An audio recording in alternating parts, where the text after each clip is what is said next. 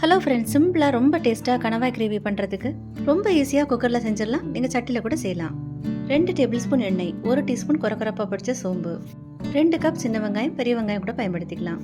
3-4 பச்சை மிளகாய், 1 டீஸ்பூன் இஞ்சி பூண்டு விழுது. இஞ்சி பூண்டு பச்சை வாசனை போனதும் ஒரு பெரிய சைஸ் தக்காளி விழுத அரைச்சது. வதங்கினதும் 1/4 டீஸ்பூன் மஞ்சள் தூள், 3/4 டீஸ்பூன் மிளகாய் தூள், 1 டீஸ்பூன் காஷ்மீரி மிளகாய் தூள், 2 டீஸ்பூன் மல்லித்தூள், 1/2 டீஸ்பூன் மிளகுத்தூள், 1/2 டீஸ்பூன் ஜீரகத்தூள், 1/4 டீஸ்பூன் வறுத்து பொடித்த வெந்தயம் தூள். வெந்தயம் ஜீரகம் தூள் இல்லைன்னா தாளிக்கும் போது சேர்த்துக்கோங்க. மசாலா கரிஞ்சு போகாமல் இருக்க கொஞ்சமாக தண்ணி சேர்த்து கலந்து விட்டுக்கலாம். 350 கிராம் க்ளீன் பண்ண கணவாய், தேவையான அளவு கல் உப்பு சேர்த்து நல்லா 1 நிமிஷம் கலந்து விட்டுக்கலாம். 1 நிமிஷம் வதங்கினதும் 1/2 கப் அளவு தண்ணி. கணவாயிலே நிறைய தண்ணி விட்டு வரும், கொஞ்சமாக சேர்த்துக்கோங்க. குக்கரை மூடி 4-5 விசில். ப்ரெஷர் அடங்கினதும் திறந்து எடுத்துடலாம். நல்லா வெந்து வந்திருக்கு. இனி இதில் இருக்கக்கூடிய தண்ணி எல்லாம் நல்லா வற்றி வரணும். இப்போ கிரேவி பதத்துக்கு இருக்கு. எண்ணெய் கொஞ்சம் வற்ற வச்சு எடுத்தீங்கன்னா தொக்கு பதத்துக்கு வந்துடும். கடைசியாக ஃப்ரெஷ்ஷான கருவேப்பிலை தூவி தீ ஆஃப் பண்ணிடலாம். சாதம், இட்லி, தோசை, சப்பாத்தியோட ரொம்ப சூப்பராக இருக்கும். ட்ரை பண்ணி பாருங்கள். தேங்க்யூ.